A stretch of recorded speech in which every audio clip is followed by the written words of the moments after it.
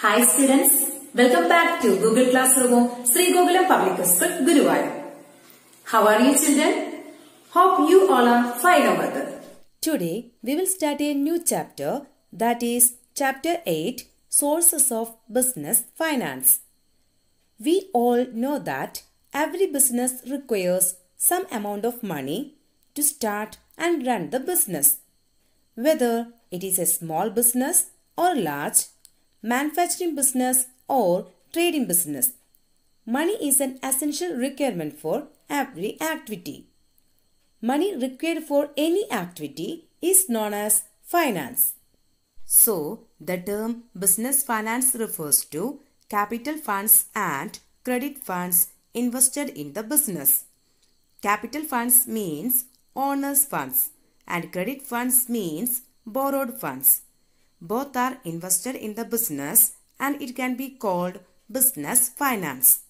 So, the business finance includes all those activities which are relevant to raising and managing funds required for conducting business operations smoothly. From this, we can understand finance is a major function of any business enterprise. And we know that no one can start a business or run an enterprise without adequate funds. Every business requires some money to start, which is called initial capital.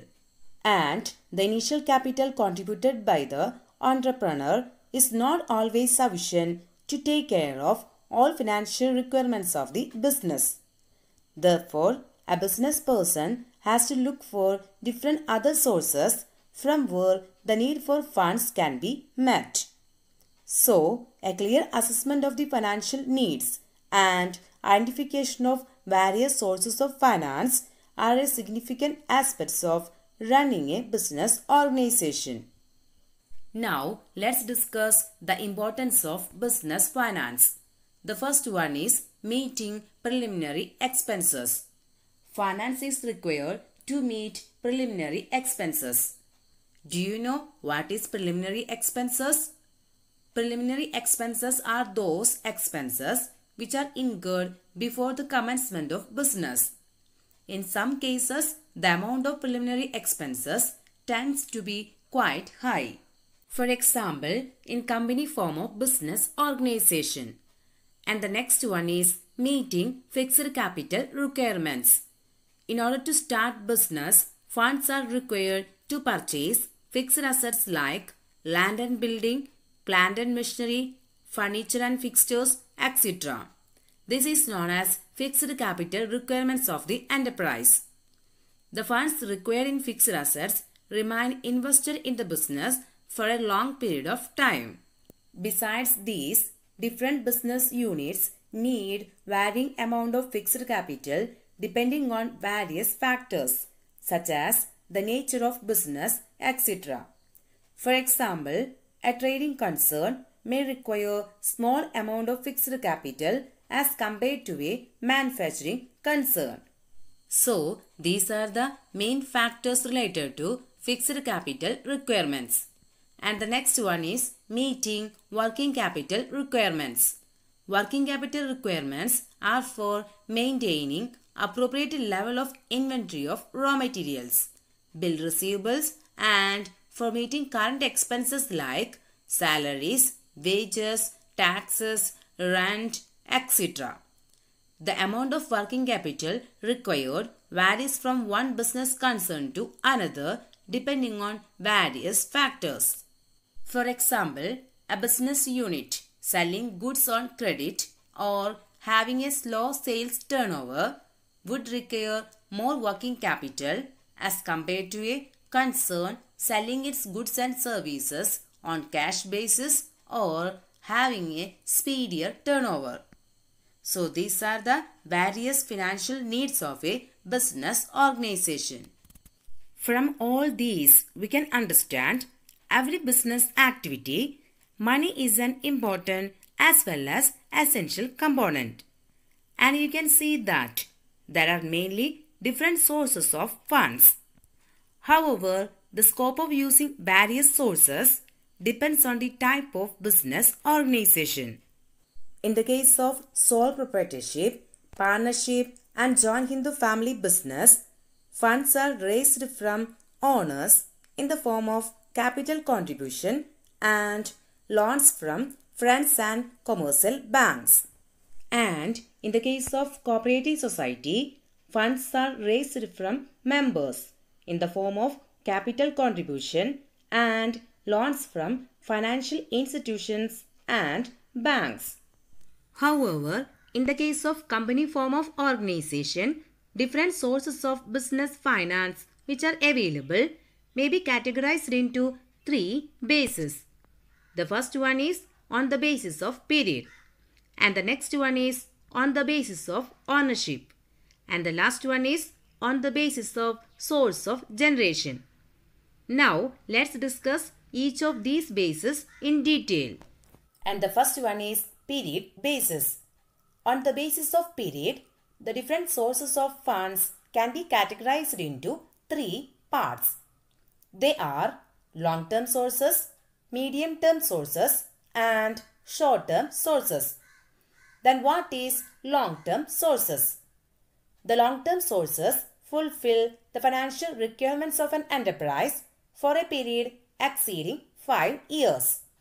And it includes sources such as shares and debentures, long-term borrowings, loans from financial institutions, etc. And these funds generally required for acquisition of fixed assets such as furniture and fixtures, plant and machinery, etc. Then what is medium-term sources? The funds are required for a period of more than 1 year but less than 5 years. In such a cases, medium-term sources of finance are used. These sources include borrowings from commercial banks, public deposits, lease financing, loans from financial institutions, etc.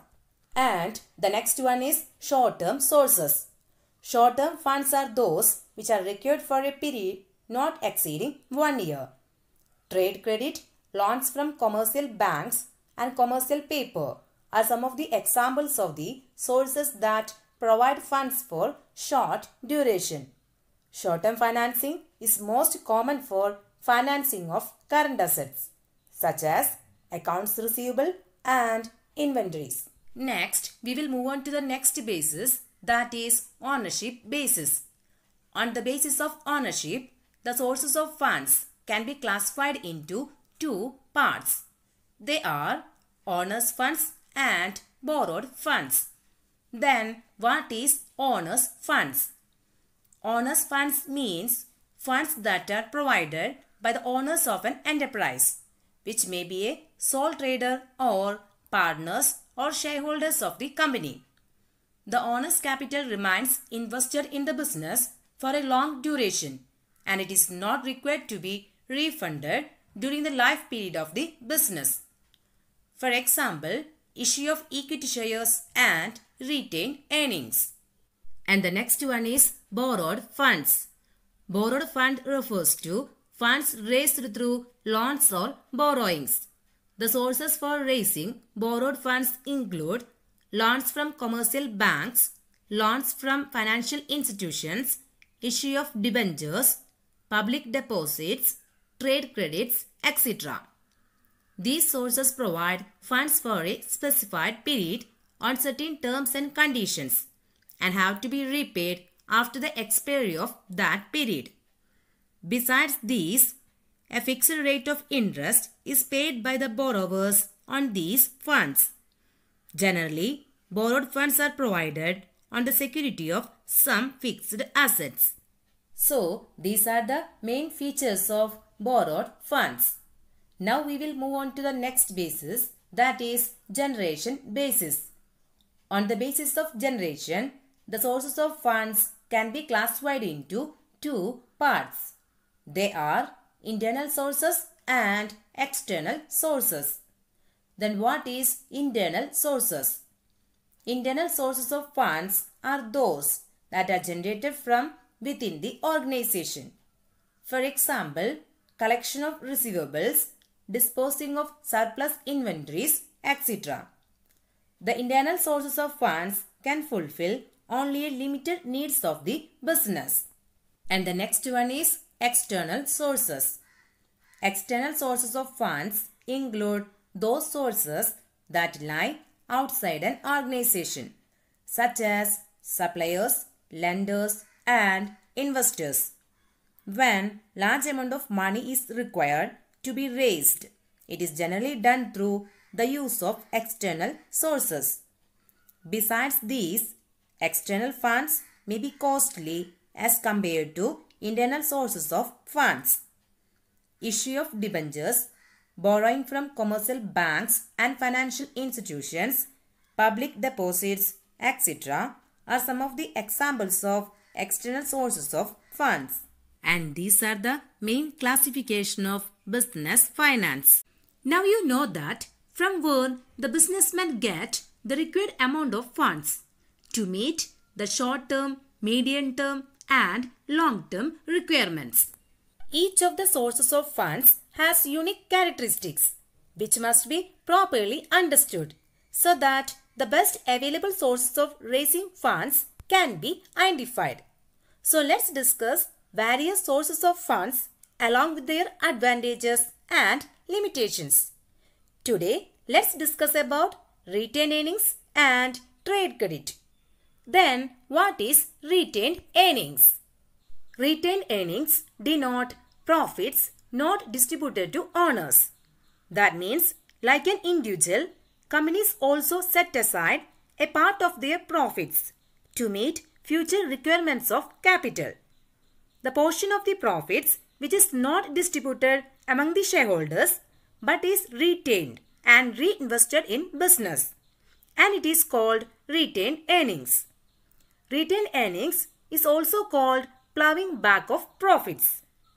Retained earnings are internal source of funding because it is generated from within the business organization, and in most of the cases retained earnings are transferred to general reserve, and these reserves can be used to meet long-term financial requirements like purchase of fixed assets, renovation, modernization, etc.